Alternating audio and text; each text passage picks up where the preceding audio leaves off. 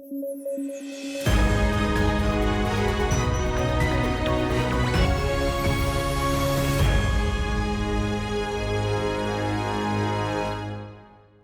News at 9 programme में आपका स्वागत है। मैं हूं अमृत उपाध्याय। आइए जल्दी से देखें आज के हेडलाइंस। प्रधानमंत्री ने की भारत रत्न पुरस्कारों की फिर से घोषणा। पीवी नरसिम्हा राव, चौधरी चरण सिंह और एमएस स्वामीनाथन को मिलेगा भारत रत्न। देश के विकास में है तीनों का अहम योगदान। अनुसूचित जातियों के उपवर्गीकरण का मामला चर्चा में। सुप्रीम कोर्ट ने मामले पर अपना फैसला रखा सुरक्षित। 7 न्यायाधीशों की संवैधानिक पीठ कर रही थी मामले की सुनवाई। और नासा का पेस मिशन हुआ लॉन्च। पेस का फुल फॉर्म है plankton aerosol cloud ocean ecosystem. यह मिशन महत्वपूर्ण पृथ्वी प्रणाली के बारे में बढ़ाएगा इंसानों का ज्ञान।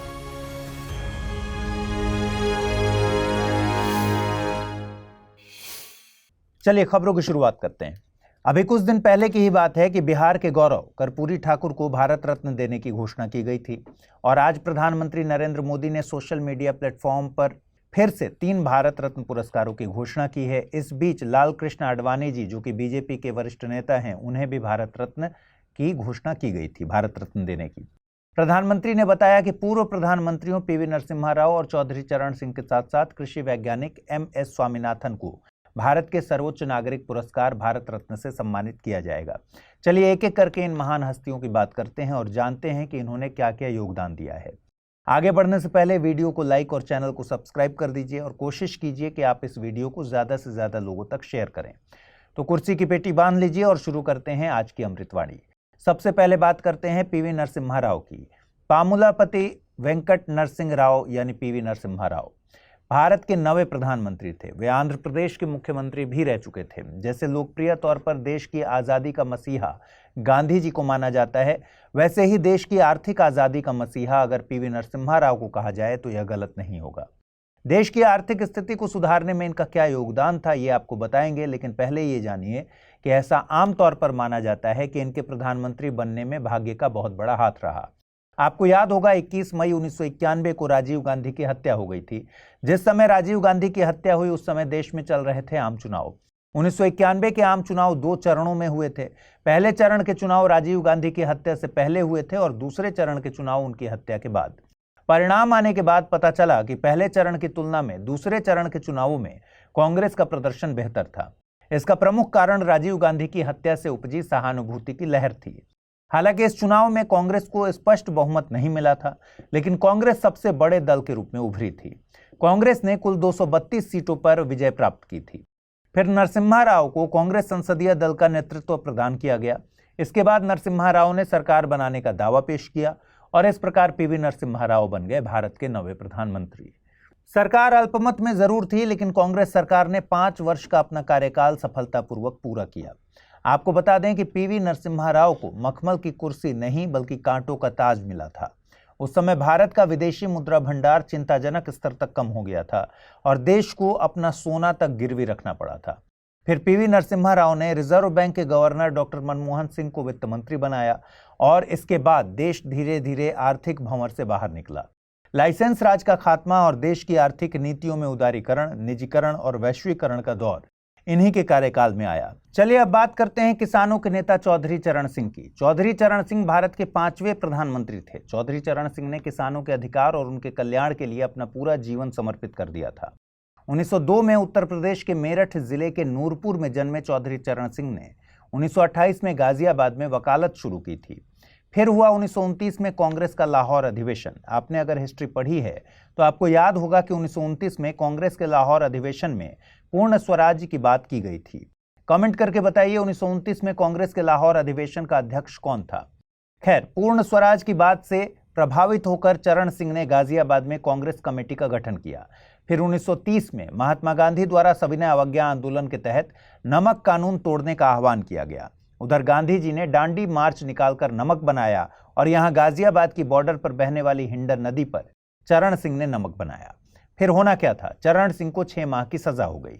जेल से वापसी के बाद चरण सिंह ने महात्मा गांधी के नेतृत्व में खुद को पूरी तरह से स्वतंत्रता संग्राम में समर्पित कर दिया।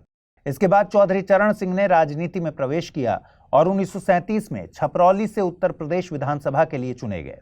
1940 के व्यक्तिगत सत्याग्रह में भी चरण सिंह गिरफ्तार हुए। फिर महात्मा गांधी ने करो या मरो का आह्वान किया और 9 अगस्त 1942 को अगस्त क्रांति के माहौल में चरण सिंह ने भूमिगत होकर गाजियाबाद, हापुड़, मेरठ, बुलंदशहर के गांवों में गुप्त क्रांतिकारी संगठन तैयार किया। चरण सिंह के कामों में मेरठ प्रशासन इतना परेशान था कि प्रशासन ने चरण सिंह को देखते ही गोली मार देने का आदेश दे रखा था। बहरहाल देश आजाद हुआ और चरण सिंह को किसानों के नेता के रूप में जाना जाने लगा। क्यों जाने लगा, अभी आपको पता चलेगा। 1 जुलाई 1952 को यूपी में उनके बदौलत जमींदारी प्रथा का उन्मूलन हुआ और गरीबों को अधिकार मिला। किसानों के हित में उन्होंने 1954 में उत्तर प्रदेश भूमि संरक्षण कानून को पारित कराया। वो 3 अप्रैल 1967 को उत्तर प्रदेश के मुख्यमंत्री बने।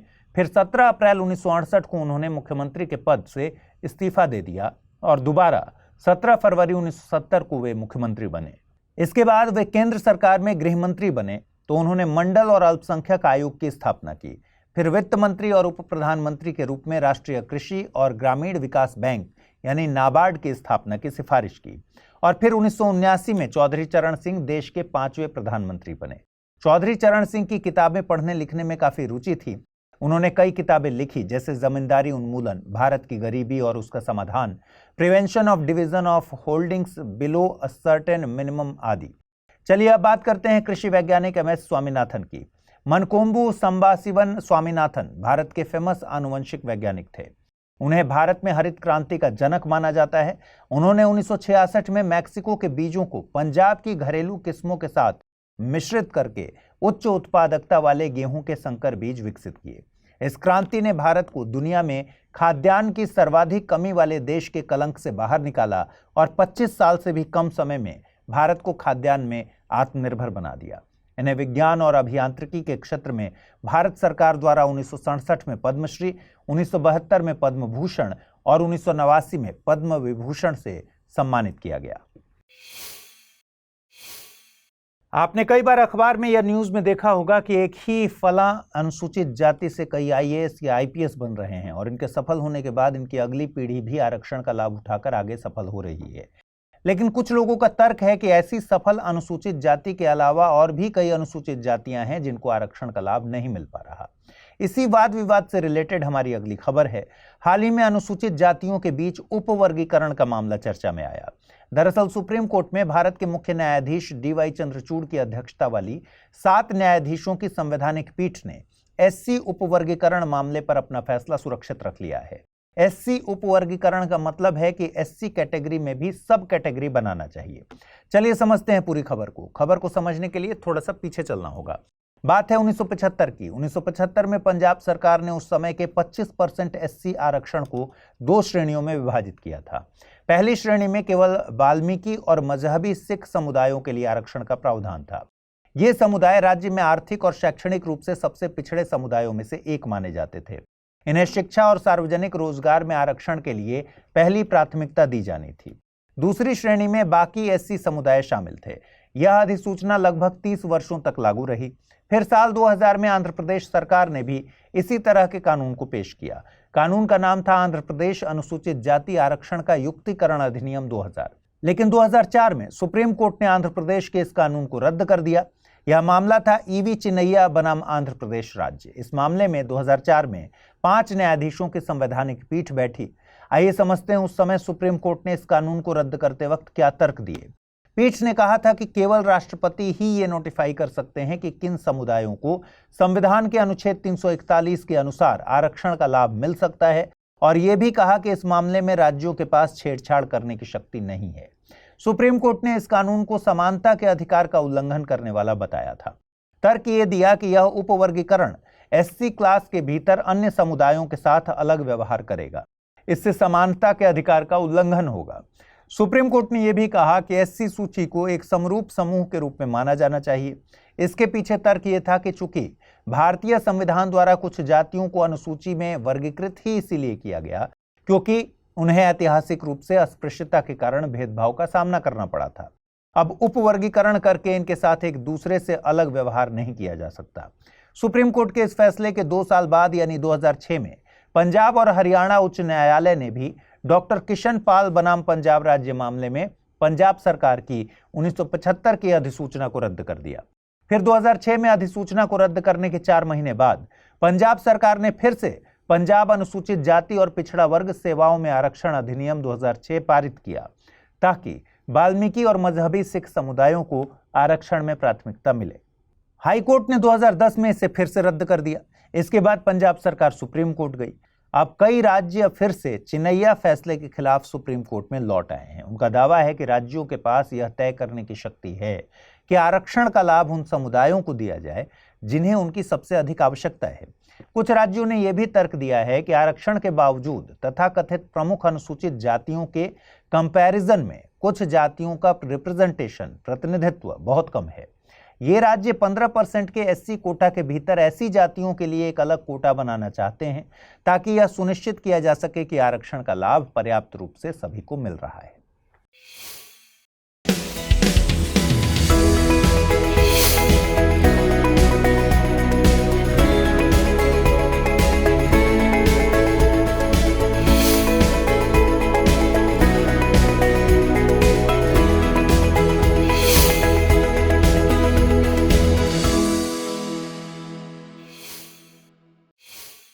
हाल ही में national aeronautics and space administration NASA ने अपने एक बेहद इंपॉर्टेंट पेस मिशन को सफलतापूर्वक लॉन्च कर दिया है। पेस मिशन एलन मस्क की अंतरिक्ष कंपनी स्पेसएक्स के फाल्कन 9 रॉकेट से लॉन्च किया गया है।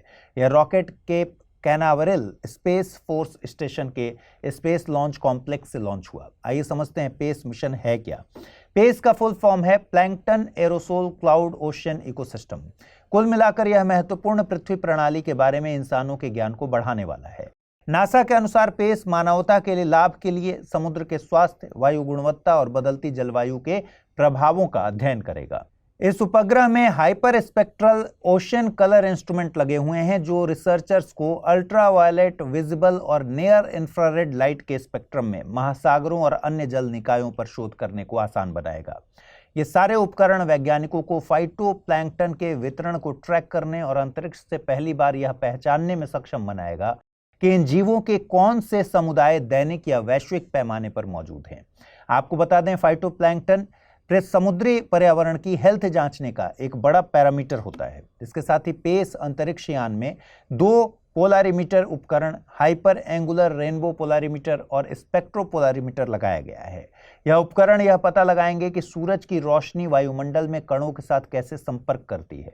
इससे शोधकर्ताओं को एटमॉस्फेयर की एरोसोल के साथ साथ स्थानीय, क्षेत्रीय और वैश्विक स्तर पर वायु गुणवत्ता पर नई जानकारी मिलेगी जो अब से पहले नहीं मिला करती थी। इसके साथ ही यह मिशन जलवायु चक्र में महासागर की भूमिका के ज्ञान को गहराई से आगे बढ़ाएगा।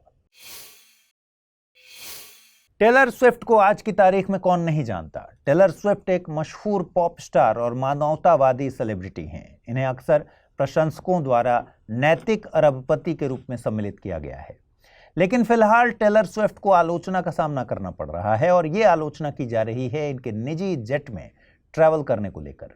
आलोचना है कि इस पॉप आइकन का एक विशाल कार्बन फुटप्रिंट है और यह निजी जेट का कल्चर, पर्यावरण और दुनिया की सेहत के लिए अच्छा नहीं है। आपको बता दें, प्रति व्यक्ति आधार पर निजी जेट दुनिया के सबसे बड़े प्रदूषकों में से एक है। आइए समझते हैं पूरी खबर को। सेंट्रल फ्लोरिडा विश्वविद्यालय का एक 21 साल का छात्र है, नाम है जैक स्विनी। यह कई फेमस और अरबपति सेलिब्रिटी के निजी जेट लैंडिंग और टेक ऑफ के बारे में जानकारियां अपने सोशल मीडिया अकाउंट पर डालता है। इसने टेलर स्विफ्ट की निजी जेट उड़ानों के बारे में भी सोशल मीडिया में बता दिया। इस पर टेलर स्विफ्ट ने जैक स्विनी के खिलाफ कानूनी कार्रवाई की धमकी दी। तो चलिए टेलर स्विफ्ट के बहाने अब समझते हैं कि निजी जेट फ्लाइट्स पर्यावरण को कैसे नुकसान पहुंचाती हैं। देखिए, निजी जेट के साथ समस्या यह है कि प्रति व्यक्ति आधार पर निजी जेट दुनिया के सबसे बड़े प्रदूषकों में से एक है। क्लीन ट्रांसपोर्टेशन सिस्टम की वकालत करने वाले एक यूरोपीय गैर सरकारी संगठन ट्रांसपोर्ट एंड एनवायरनमेंट की 2023 की रिपोर्ट है, जिसमें अनुमान लगाया गया है कि निजी जेट वाणिज्यिक विमानों की तुलना में प्रति यात्री 5 से 14 गुना अधिक प्रदूषण फैलाते हैं और ट्रेनों की तुलना में 50 गुना अधिक प्रदूषण फैलाते हैं। रिपोर्ट में कहा गया है कि निजी जेट हर घंटे लगभग 2 टन कार्बन डाइऑक्साइड उत्सर्जित कर सकते हैं, जो एक औसत यूरोपियन के वार्षिक कार्बन उत्सर्जन का लगभग 1/4 है। ब्रिटिश मीडिया की एक अन्य रिपोर्ट में अनुमान लगाया गया है कि 2022 में मशहूर हस्तियों और अरबपतियों द्वारा केवल उनके निजी जेट द्वारा उत्पादित CO2 की औसत मात्रा लगभग 3376.64 टन थी। बहरहाल पिछले कुछ सालों में निजी जेट का उपयोग लगातार बढ़ा है। 2023 की एक रिपोर्ट में कहा गया है कि यूरोप में निजी उड़ानों में 2022 में 64% की वृद्धि हुई है और 5.3 मिलियन टन से अधिक CO2 उत्सर्जित हुई है। देखिए, निजी जेट यात्रा इस बात का एक उदाहरण है कि कैसे अमीर और शक्तिशाली लोग CO2 उत्सर्जन और जलवायु परिवर्तन में असमान रूप से योगदान करते हैं।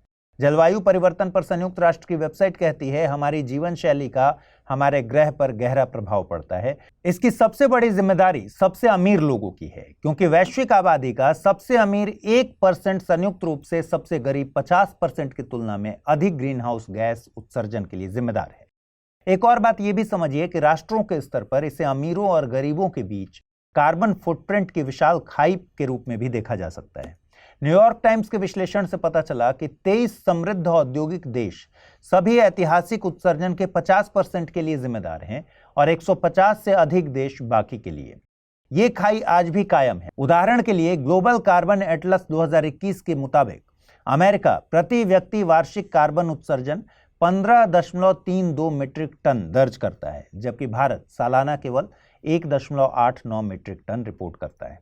इसके साथ ही यह भी एक फैक्ट है कि जो सबसे गरीब लोग हैं, जिन लोगों ने जलवायु संकट में सबसे कम योगदान दिया है, वही ग्लोबल वार्मिंग के प्रभाव का खामियाजा सबसे ज्यादा भुगत रहे हैं।